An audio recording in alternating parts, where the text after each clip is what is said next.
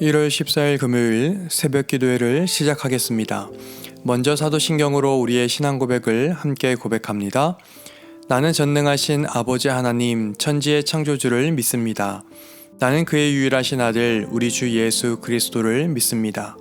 그는 성령으로 잉태되어 동정녀 마리아에게서 나시고 본디오 빌라도에게 고난을 받아 십자가에 못 박혀 죽으시고 장사된 지 사흘 만에 죽은 자 가운데서 다시 살아나셨으며 하늘에 오르시어 전능하신 아버지 하나님 우편에 앉아 계시다가 거기로부터 살아있는 자와 죽은 자를 심판하러 오십니다. 나는 성령을 믿으며 거룩한 공교회와 성도의 교제와 죄를 용서받는 것과 몸의 부활과 영생을 믿습니다. 아멘. 찬송가 545장 함께 찬양하시겠습니다.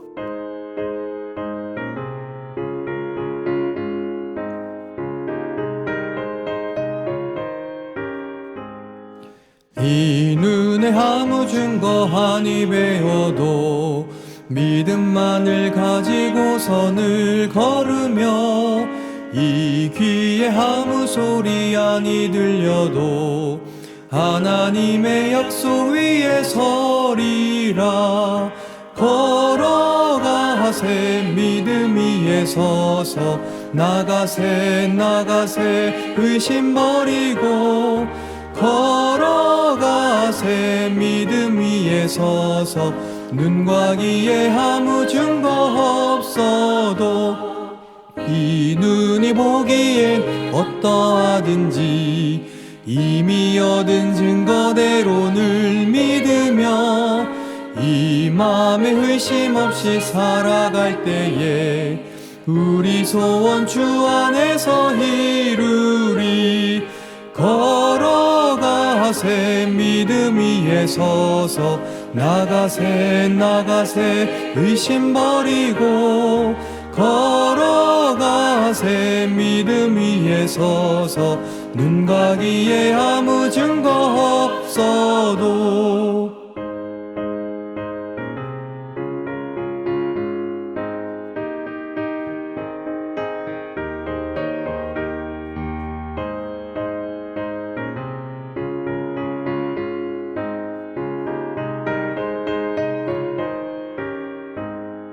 주님의 거룩함을 두고 맹세하 주 하나님 아버지는 참 미쁘다. 그 귀한 모든 약속 믿는 자에게 능치 못할 무슨 일이 있을까. 걸어가세 믿음 위에 서서 나가세 의심 버리고 걸어가세 믿음 위에 서서 눈과 귀에 아무 증거 없어도. 오늘 우리에게 주시는 하나님의 말씀은 요한복음 4장 43절로 54절까지의 말씀입니다. 신약성경 149페이지 요한복음 4장 43절로 54절까지의 말씀. 이 시간 우리가 다 같이 한 목소리로 봉독하겠습니다. 같이 읽습니다. 시작.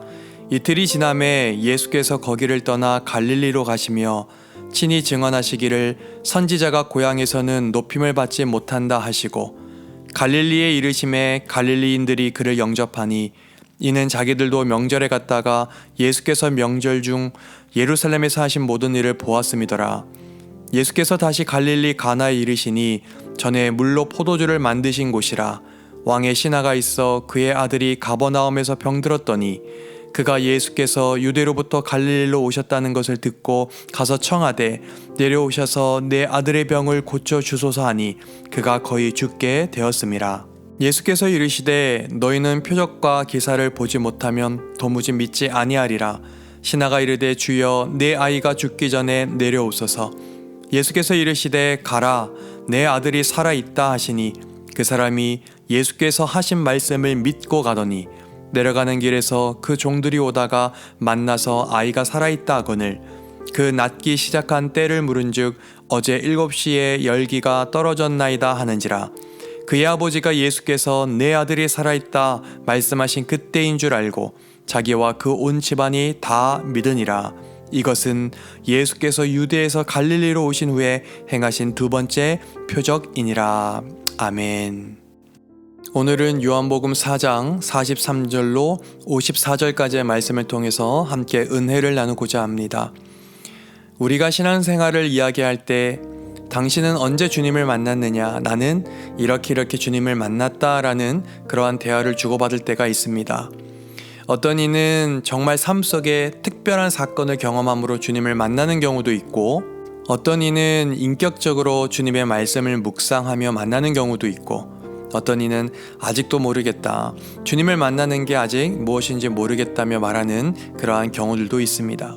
그런데 제가 만나서 이 주제를 가지고 대화를 나눠본 크리스찬 대부분들은 어떤 특별한 사건, 어떠한 놀라운 기적을 체험해서 주님의 살아계심을 몸소 체험해본 그러한 경우들이 많았습니다. 저 역시도 예수전도단이라는 선교단체에 몸담고 있을 때 이성적으로 이해할 수 없는 사건들을 통해 주님의 살아계심을 직접 보기도 했습니다. 물론 성경을 더욱더 배우고 알아가면서 더 깊은 주님의 마음과 역사하심을 알게 되었기도 했습니다. 그런데 여러분, 이 사실을 아십니까? 누군가에게 이러한 놀라운 사건들이 허락되어졌을 때 그 사건을 허락하신 이유 말이죠.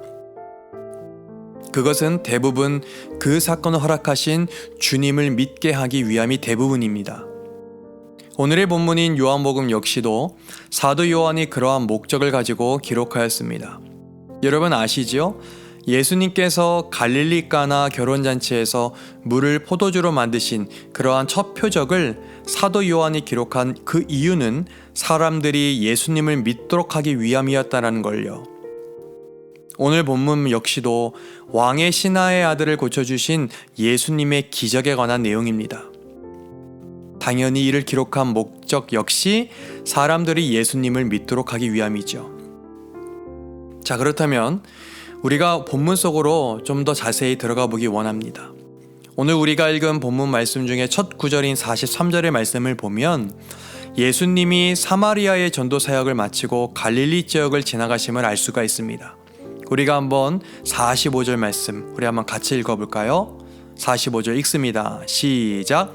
갈릴리에 이르심에 갈릴리인들이 그를 영접하니 이는 자기들도 명절에 갔다가 예수께서 명절 중 예루살렘에서 하신 모든 일을 보았음이더라. 아멘. 지금 갈릴리 사람들이 예수님을 영접한 겁니다. 왜 그럴까요? 그 이유는 주님을 영접한 그들이 6월절에 예루살렘에 갔다가 예수님께서 하신 모든 일을 그들의 눈으로 직접 보았기 때문입니다. 즉, 갈릴리 사람들의 이러한 행동은 예수님의 행적을 눈으로 확인해야만 믿는 수준이었다는 점을 우리가 알 수 있는 거죠. 사랑하는 성도 여러분, 그렇다면 우리는 어떠합니까? 정말 바라는 건 우리가 보여야만, 보이는 것만, 보이기 때문에만 믿는 그러한 그 수준을 넘어서서 보이지 않음에도 보지 않음에도 믿음을 선택하는 자가 복된 자라는 사실을 잊지 않는 그러한 저와 여러분이 되기를 간절히 소망합니다. 이어서 여러분 본문의 46절로 47절의 말씀을 보니까요, 예수님이 가나안에 도착했을 때 왕의 신하가 자신의 아들이 병들어 생명이 위태로우니까 예수님을 만나러 급히 갈릴리로 가는 장면을 우리가 볼 수가 있습니다. 그런데 여러분 한번 생각해 보세요. 당시 왕의 신하라 함은 직역하면 왕에게 속한이라는 뜻이거든요. 그러니까 고위 관리를 말하는 겁니다. 그 정도의 포지션이면 자신의 아들을 위해 해볼 거 다 해보지 않았겠습니까? 아마 그가 할 수 있었던 모든 조치는 다 해봤을 겁니다. 그런데 위태로운 상황이 계속된 거겠죠. 그러니 마지막 그 지푸라기라도 잡고 싶은 심정이지 않았을까요? 그러니 그런 심정으로 예수님을 만나고자 했었겠죠. 지금 왕의 신하는 오직 예수님만을 바라볼 수밖에 없습니다. 여러분, 저는 이 부분에서 이런 생각이 들었어요. 어찌 보면 왕의 신하가 겪고 있는 아픔이 주변 사람들에게 안타까움을 샀을지 모르겠지만 그가 예수님만 바라볼 수밖에 없는 처지임을 깨닫게 된 것은 어쩌면 그에게 있어서 참으로 복된 일이 아닌가라는 생각 말입니다. 그렇습니다. 우리도 우리가 직면한 어떤 문제를 온갖 수단을 다 동원해도 해결할 수 없을 때가 있죠. 사실 너무 많습니다. 그런데 그런 그때의 역설적이지만 예수님만을 바라볼 수밖에 없는 자신의 존재를 인식한다면 하나님께서 주시는 은혜를 깨달은 것이 분명하죠. 오늘 본문의 이 왕의 신하가 예수님 앞에 내 아들의 병을 고쳐달라고 간구했을 때 주님, 그분이 그를 포함한 주변인들에게 뭐라고 말씀하셨냐면 너희는 표적과 기사를 보지 못하면 도무지 나를 못 믿냐고 그렇게 말씀하셨어요. 너희는 표적과 기사를 보지 못하면 도무지 믿지 아니하다라고요. 여러분, 무슨 뜻일까요? 아마 예수님이 그런 그들의 성향을 파악하셨던 것 같습니다. 즉, 갈릴리 사람들의 성향 말이에요. 눈에 보이는 표적, 또 눈에 보이는 온갖 기사를 보지 못하면 믿지 않는, 아니 믿지 못하는 그러한 성향 말입니다. 성도 여러분, 우리도 우리가 신앙생활할 때 기적을 바랄 때가 많죠. 무엇인가 내 삶에 기적이 나타나면 이제는 내가 확실히 주님을 믿을 수 있어라는 기본 중의 기본 1차원적인 믿음 말입니다. 그런데 여러분, 사실은 기적만을 바라는 신앙은 그렇게 바람직하진 않습니다. 표적과 기사로 예수님을 믿게 되었다 하더라도 그 이후에는요, 주님의 가르침에 따라 살아가며 주님의 말씀을 되새기며 믿음 생활을 해 나아가야 합니다. 일마다 표적과 기사를 바라는 신앙은 예수님의 이름을 빙자해서 요행을 바라는 사람으로 전락하기가 쉽기 때문입니다. 다시 한번 말하는 건 저와 여러분 모두가 이러한 1차원적인 신앙의 레벨을 넘어서는 자로 주어진 오늘을 살아갈 수 있게 되기를 간절히 축복합니다. 이어 본문을 볼까요? 이후의 말씀을 보면 신하가 조급한 마음으로 예수님을 재촉을 해요. 이에 예수님이 가라, 네 아들이 살아있다라고 말씀하십니다. 또 신하가 그 예수님의 말씀을 믿고 간 거죠. 어찌 보면 왕의 신하는 그저 가라고 하신 말씀에 맥이 빠질 수 있지 않았을까요? 하지만 그는 주님의 말씀을 듣고 믿기를 선택했던 거예요. 마찬가지. 우리도 주님의 말씀을 대할 때마다 혹 비합리적으로 보일 때가 있더라도 그럼에도 믿고 그럼에도 순종하는 그러한 복된 사람이 될 수 있게 되기를 간절히 소망합니다. 이제 오늘 말씀의 종반부를 향해 가는데 여러분, 왕의 신하가 예수님의 말씀을 믿고 가다가 가버나움에서 가나로 오는 자신의 종을 만나게 됩니다. 그게 우리가 읽었던 51절의 말씀의 내용인데요. 신하의 아들이 회복이 된 것이 기뻐서 그 집에서 종을 아버지에게 알리려고 보낸 거예요. 그리고 예수님께서 말씀하신 순간에 아이가 죽다 살아남을 듣고 놀라지 않을 수 없었던 거죠. 이런 예수님의 기적으로 사람들이 주님을 믿게 됩니다. 54절, 이것은 예수께서 유대에서 갈릴리로 오신 후에 행하신 두 번째 표적이니라. 그렇습니다. 예수님의 기적으로 사람들이 주님을 믿게 되었습니다. 기적이 믿음의 결과로 이어졌기에 예수님의 이 기적은 가나의 결혼잔치 때처럼 기적이 아닌 표적, 즉 사인이 된 거죠. 하나님이 사랑하고 서로 사랑하는 성도 여러분, 분명 오늘날에도 주님의 능력이 임해서 기적이 일어날 수가 있습니다. 저는 이 사실을 부인하지 않습니다. 그런데요, 우리가 살아가고 있는 이 시대에는 예수님의 기적을 보고 믿는 시대보다 예수님의 표적이 기록된 하나님의 말씀, 그분의 말씀인 성경을 보고 믿는 시대입니다. 그런 오늘 2000년 전에 주님께서 베푸신 표적들이 기록된 주님의 말씀을 우리가 같이 읽고 또 묵상하고 또 그 말씀을 믿어서 그 표적의 말씀을 입으로 또는 삶으로 전할 수 있는 주님의 사람이 되어서 부족함과 연약한 가운데 있는 사람들을 주님께로 인도할 수 있는 그러한 쓰임받는 통로로 주어진 오늘을 살아갈 수 있게 되기를 간절히 소망합니다. 저는 저의 자리에서, 여러분들은 여러분들의 삶의 자리에서 그렇게 우리의 입술과 삶으로 그렇게 주님을 드러내는, 그래서 주께 영광, 하나님께 영광이 되는 그러한 복된 통로로 오늘도 살아갈 수 있게 되기를, 주님의 말씀에 힘입어 오늘도 힘차게 선언하고 선포하며 살아갈 수 있게 되기를 우리 주님의 이름으로 간절히 축복합니다. 기도하시겠습니다. 살아계신 하나님, 당신의 자녀된 저희에게 믿음을 주시기 위해 기적과도 같은 일들을 많이 베풀어 주셨건만 그 은혜를 깨닫지 못했음을 이 시간 용서하여 주옵시길 간절히 원합니다. 자녀된 저희들이 기적을 보고서만 주님을 믿거나 또는 어려울 때 기적만을 바라는 사람이 되지 않게 하여 주옵소서.